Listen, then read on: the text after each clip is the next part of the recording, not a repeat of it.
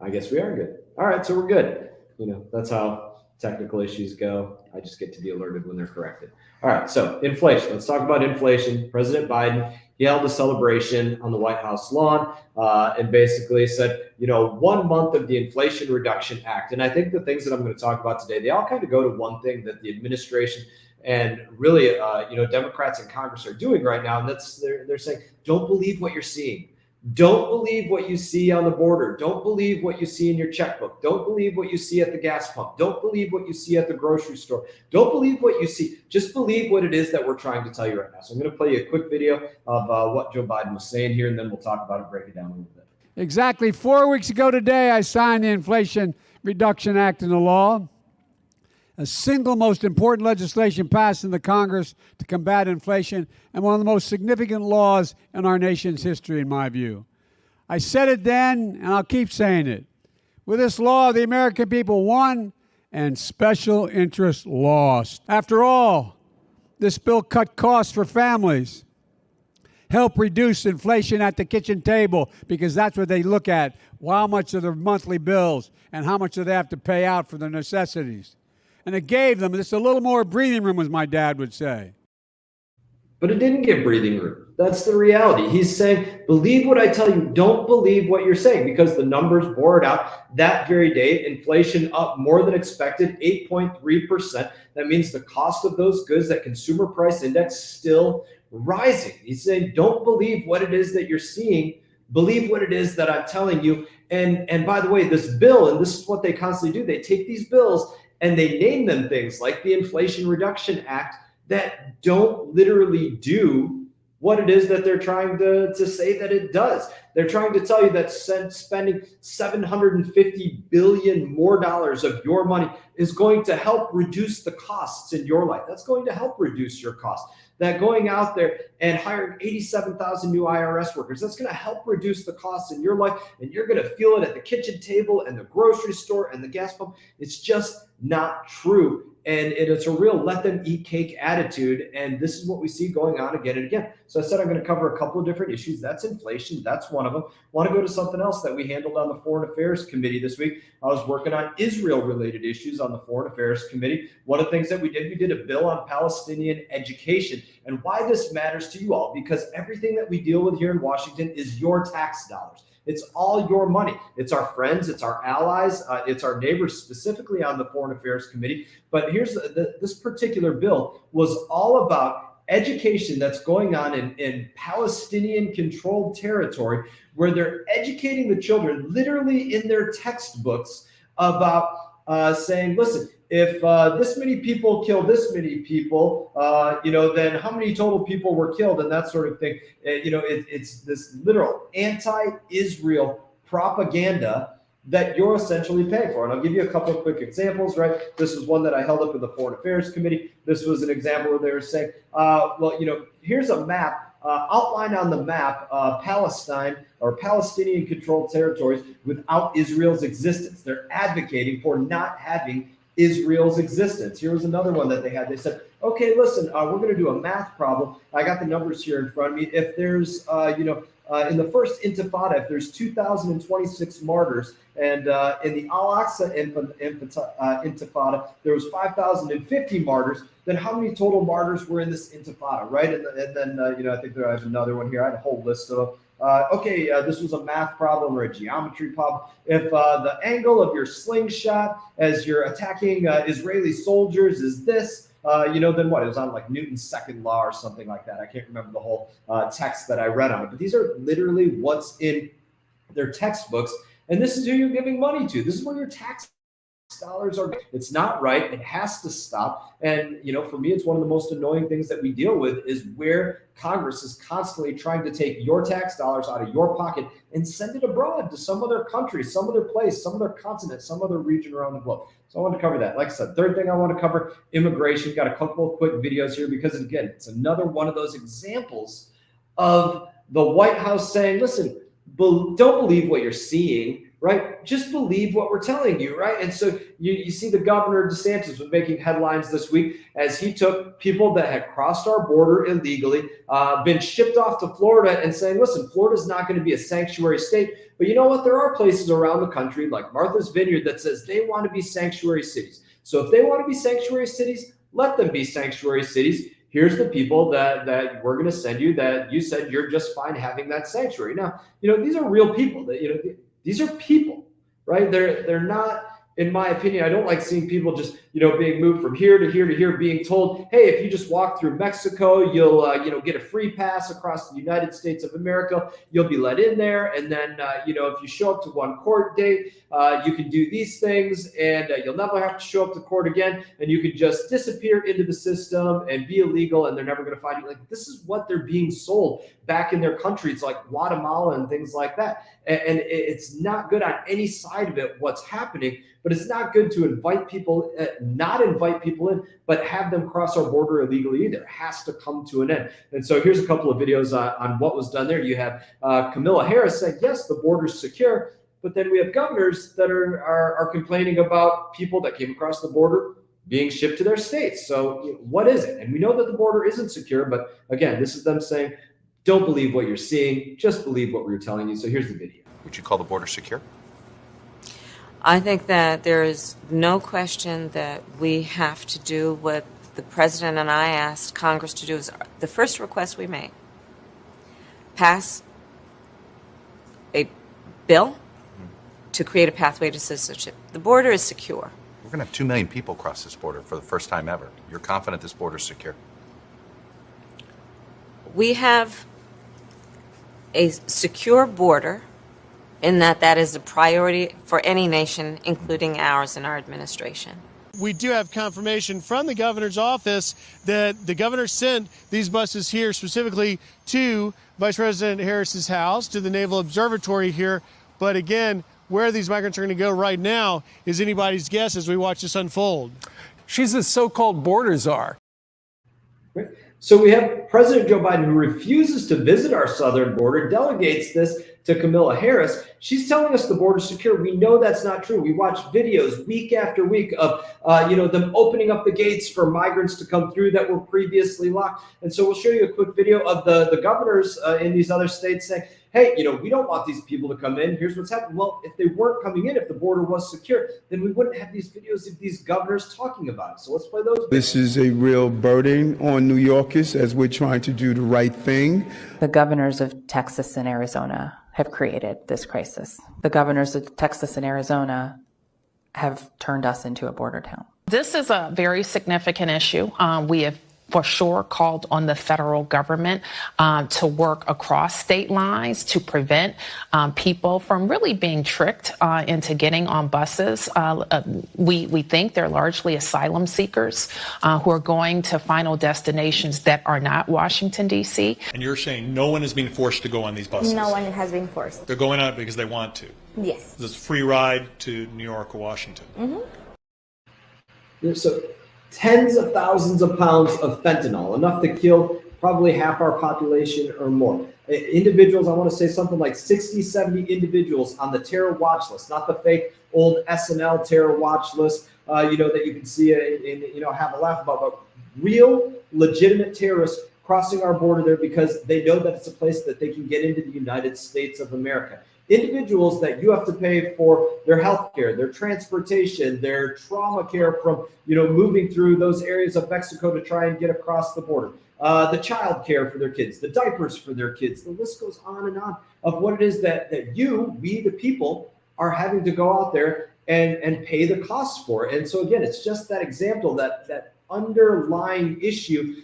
of what the administration and what Democrats in Congress are trying to tell you. Don't believe what you see, just believe what you're telling you. And by the way, to put a fine point on this before I start taking your questions, what did we actually do in Washington, D.C. this week related to inflation, related to the supply chain to make things more affordable that come to the grocery store, related to energy and making sure that energy can be more affordable, right? We live in Florida where it's pretty warm and we don't have to worry as much about winter as we worry about hurricane season.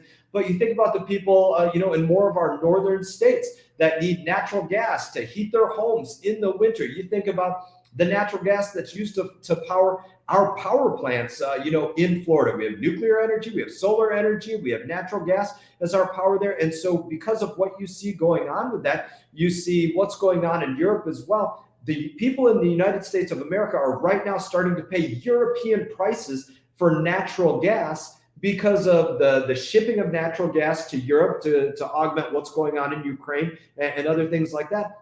But also because there's a constraint in the production of it, and President Biden isn't allowing for an increase in the production of the way of it that can make it more affordable for all of our energy. If you went to any of our utility authorities, in our hometowns or our energy companies, they would tell you, look, here's a chart of what we were paying for natural gas a year ago, and here's a chart of what we're paying it for today. And those are direct results of what's going on with energy policy. That's something that we can fix, but we didn't touch that in Congress today. And that can't be the way that the 435 representatives that are supposed to fight for we the people fight for we the people. And it ticks me off every day. I'd gladly be here each day of the weekend. I don't want to be time away from my family. I love being with my family, my wife, my 4 kids. I love being with them. But to do the work of we the people, yeah, that's worth it. But Pelosi isn't having us here to do the work of we the people. She's having us here to do the work of, her the politician. And that can't be the way it is. So I'm going to go to questions now, as we love to do. Like we always tell people, if you want to know when we're doing these, subscribe. You'll know when we're doing these things. And, that'll be that. So let's go to some of the questions. And all right, let me see. Okay. So can you tell us about your stock trades that were in the news this week? Maybe yes, maybe no. I don't know exactly what stock trades were in the news this week. I don't currently own any equities. I've liquidated any stocks that I've have owned in the past. I've never, ever had any kind of ethics violations with Congress or anything. If you don't know how stock trades work in Congress, anything that a member of Congress buys or sells has to be reported. I know at one point, I think I sold something. It was, got rid of a stock. It was on one report that was like an overarching yearly report, and it didn't get put on like a more pinpointed, shorter term report, like quarterly report or something like that. I don't ever try to make mistakes in any of this. I have literally people that I pay to make sure that I'm audited and audited accurately so that we put down the most accurate information. It's just something that is a part of the system. Tell people what the trades were, if you bought something, if you sold something, a currency, a stock, a bond, or something else. And I have no problem doing that. I personally tell you something personal about policy that I believe in about Congress and stocks. I would be just fine if members of Congress are not allowed to trade equities at all. I would probably vote for that as legislation if that came to the floor. But one of the things that I said I think Congress should be doing, if you're going to be allowed to have investments and things like that, everything that we do is immediate, right? If something happens in the world, we tweet it out or we put it on Facebook or we put it on something else. We react to things. Everybody knows what's going on in the world immediately. I don't know why, and I've been told that some people in Congress agree with this, some people don't. If members of Congress make a trade, why does it have to be reported a quarter later, at the end of the quarter, months later? Why should members of Congress report that immediately? Hey, in the last 24 hours, this is something that was done on behalf of a member of Congress in a trust or by an accountant or whatever it was. Why doesn't that get reported immediately? In my opinion, I think that would be the way that we seem to do most things in the world today. We're telling those things right away. So that's a little bit about my opinion on it. And that, like I said, I've never had any ethics violations. I tried my absolute best to do everything above board. And I kind of work on this rule of thumb. If I have to think about something and ponder for more than 1 or 2 or 3 seconds about whether that's the right thing to do or not, then I will bring it to ethics. And I will say, ethics, is it okay that as a member of Congress, myself or my office or somebody in my office do this, this, or this? And we try our absolute best to adhere to that. Every time we have to scratch our head and say, hey, is that something we should or shouldn't do? Would that be ethical, not ethical? Would that be, does it blur the boundaries? Does it not? Because we want to be above board on that. So that's a little bit on that. What else you got? Rep Mast. What are you doing to ensure accountability for the conduct and withdrawal of the war in Afghanistan? As an OEF veteran, I very much want accountability for the way the war was prosecuted. So this is something actually close to my heart. It's something that we dealt with this week in the Foreign Affairs Committee. So we have something known as a request for inquiry. And this is something that we were working on, saying administration, Biden administration, State Department, we want you to retain all records and correspondence as it relates to what happened with the withdrawal in Afghanistan, the disastrous withdrawal in Afghanistan, the withdrawal that resulted in 13 killed Americans. I'm going to pause here a second and say something that is my personal thoughts on this.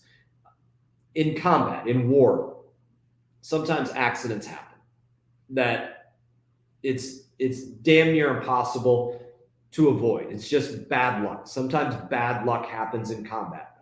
You step on a pressure plate that you didn't know was there. You did your best to find it, but you didn't know it was there. You trip a tripwire that you couldn't see in the dark of night because it was a black line and it's pitch black and you're working in night vision optics. A sniper bullet finds you, right? Your foot slips and you fall off a cliff and you're killed. Sometimes bad luck happens in combat.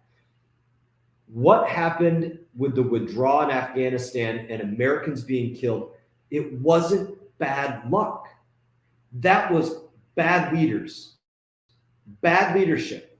Joe Biden, the buck stops with Joe Biden. He decided when we were going to leave, how we were going to leave, the airports that U.S. service members were going to leave out of, where he was going to have our military retreat to. He decided everything about that.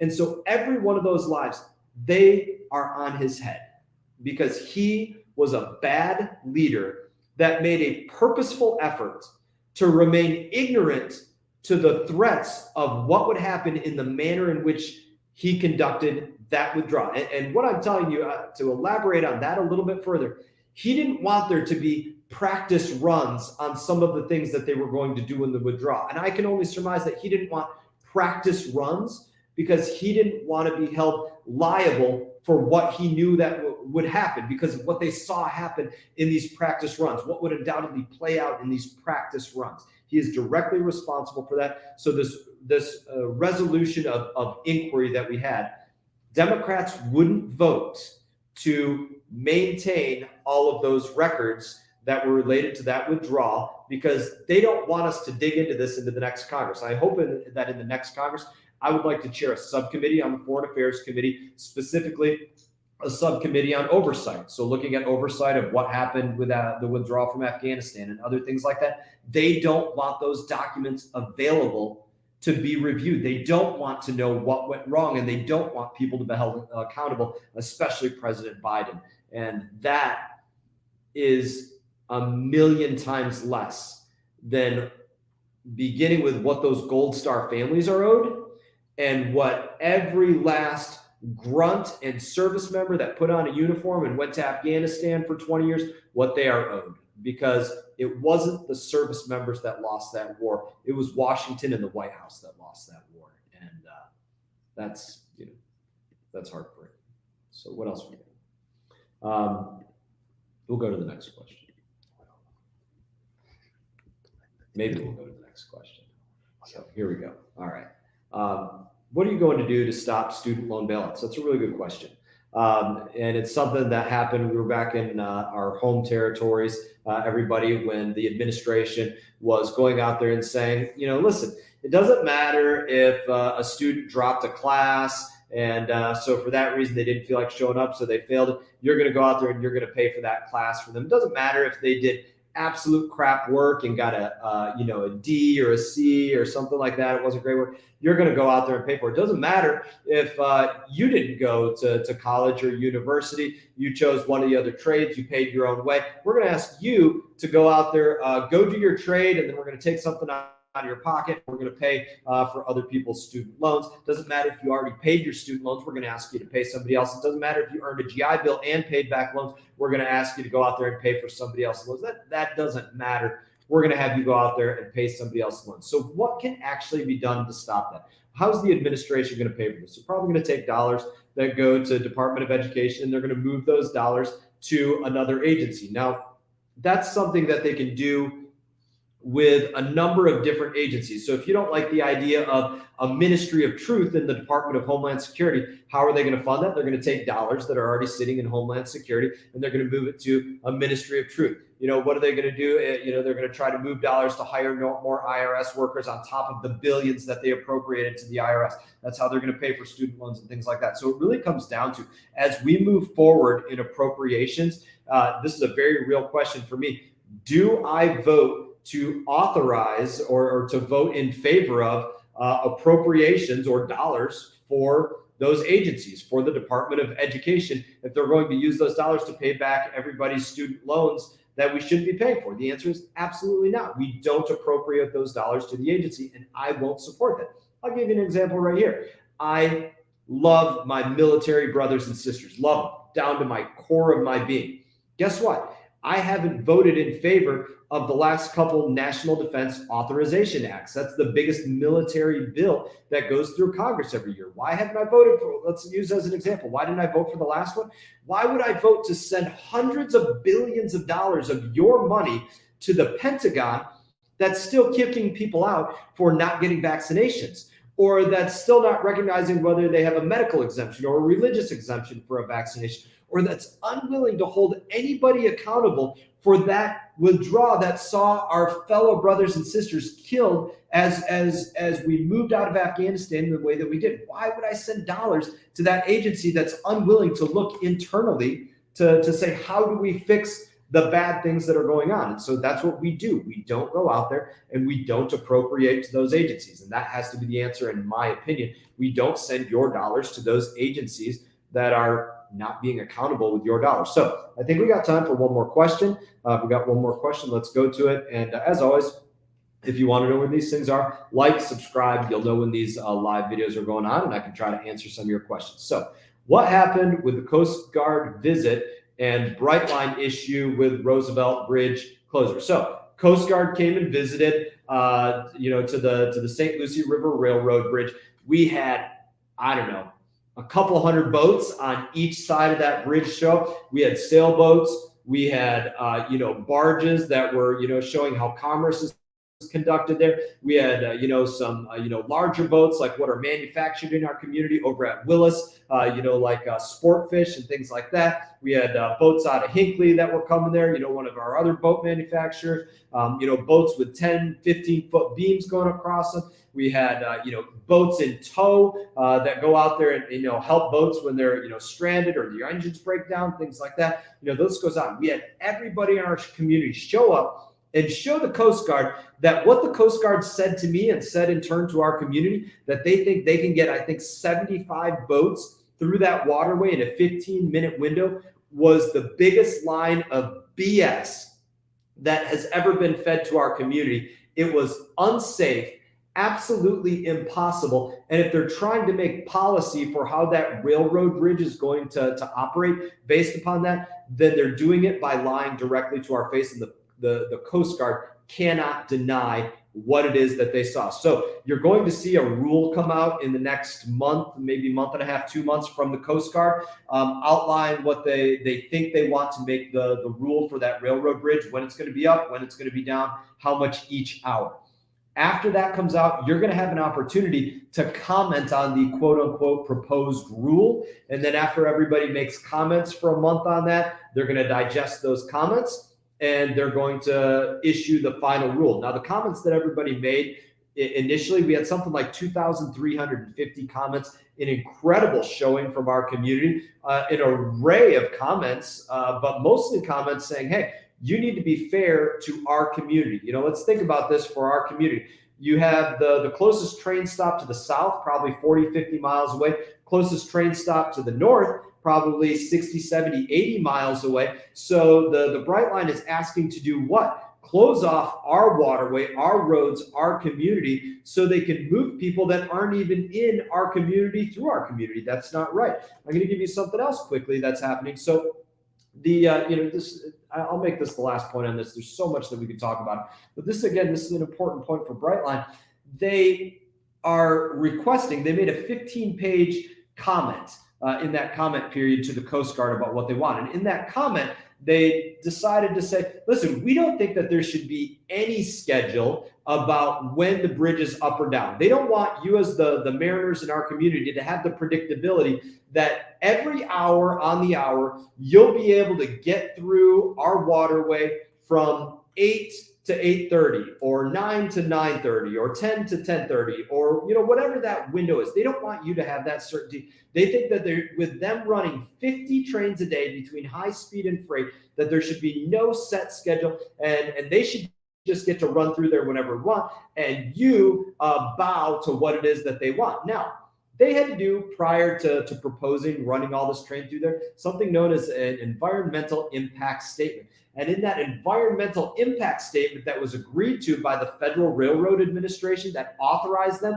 to actually do this, that environmental impact statement said that there needs to be a set schedule for it. So now you have the agreement that was set forth saying they're allowed to do it, that said there has to be a set schedule, giving predictability to our community. And what do you have? You have the Brightline in their comments saying, hey, Coast Guard, we don't want you to set a set schedule. So in my opinion, if that's what happens, they're violating what was agreed upon, what was put forward to the Federal Railroad Administration. Just another one of the giant question marks that's going on with this railroad and how it's going to impact our community. We can talk about this more, at the next live video. Just want to thank you all.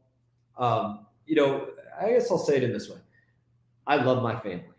I love my wife, Brianna. I love my 4 kids, Magnum, Maverick, Madeline, Major, and I hate spending a minute away from them. And, I love the fact that now in the world we have, FaceTime and things like that, and I can see what's going on back at home. But as much as I miss them, I think they recognize this, and I recognize this as well. You're worth it. We, the people, our community, our country, it is worth the fight. I feel that way, that you are worth it every single day. I don't always feel like the work that's being done here on the Hill is worth it. The non-prioritizing of inflation or things that can make a real difference in your life, that stuff pisses me off every day. But every single day, you and our community, they're worth it. And I want to thank you all for being worth it, for the way that you showed up for the Coast Guard, the way you show up for everything. Whether we agree or don't agree on everything, I appreciate you paying attention to the issues of our community. And that, I wish you all the best. You all take care.